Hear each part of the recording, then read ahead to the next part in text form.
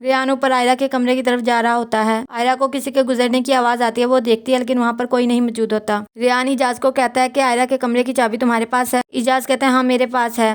रेहान कहता है मुझे वो चाबी चाहिए। इजाज कहता है वो चाबी मैं आपको नहीं दे सकता। रेहान झूठी कॉल करता है और कहता है मुझे अंकल ने कहा है, तो इजाज उसे वो चाबी दे देता है। रेहान आयरा के रूम का दरवाजा अनलॉक करता है। रेहान अंदर जाता है तो आयरा कहती है तुम यहाँ पर क्यों आए हो, दफा हो जाओ यहाँ से। रेहान कहता है मैं तुम्हारी मदद करना चाहता हूँ। आयरा कहती है मुझे तुम्हारी मदद की जरूरत नहीं है। रेहान कहता है मैं तुम जैसी लड़कियों को अच्छी तरह जानता हूँ, अपना मकसद हासिल करने के लिए किसी भी हद तक जा सकती हैं। रेहान कहता है ज़ैद तुम्हें कुछ नहीं दे सकता, मैं तुम्हें खुश कर दूंगा। आयरा रेहान के मुंह पर थप्पड़ मारती है। आयरा शोर करती है। रेहान उसके मुंह पर हाथ रख देता है। आयरा उसे दिक्कत देती है और बहुत मुश्किल से कमरे से बाहर जाती है। आयरा बहुत ज्यादा शोर मचाती है और तमाम मुलाजमीन को इकट्ठा कर लेती है और कहती है मेरे रूम में रेहान को किसने भेजा था। तभी वहाँ पर आसिफ आ जाता है। आयरा कहती है आपके इस दामाद ने मेरी इज्जत पर हाथ डालने की कोशिश की है। ये है आपकी इज्जत एहतराम जो आप मुझे सिखा रहे थे।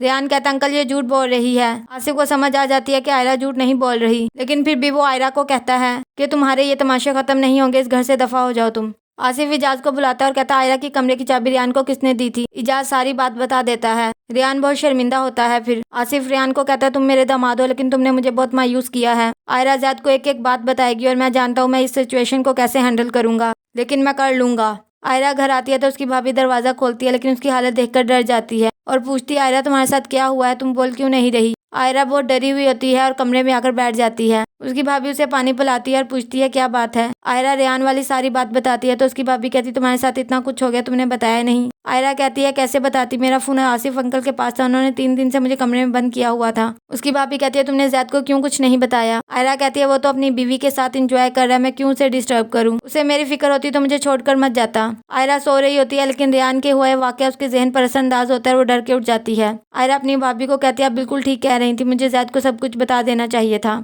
आसिफ ज़ैद को कॉल करता है और कहता है जल्दी घर पहुंचो, तुम्हारी बीवी ने यहाँ पर तमाशा लगाया हुआ है। रेहान घर जाता है और ड्रामेबाजी करता है और कशमाला को रो रो कर कहता है कि आयरा की हेल्प करना चाहता था मैं तो, लेकिन उसने मेरे ऊपर इतना बड़ा इल्जाम लगा दिया है।